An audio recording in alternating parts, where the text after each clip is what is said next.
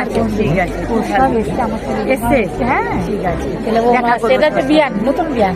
হ্যাঁ দাদা কই দাদা? দাদা একটু ওইখানে আপনার আমার এখন ধরে আমার মা কই, তারপরে জামাইবাবু আমাদের নিয়ে আসে। আচ্ছা ঠিক আছে। হ্যাঁ বৌমার দেখা দেখা হচ্ছে। বাবা, আর এই যে সুমনের বন্ধু, এটা কি দাদা? এটি দাদা। ভালো করে দেখতে দিন। এটি দাদা। দাদা মানে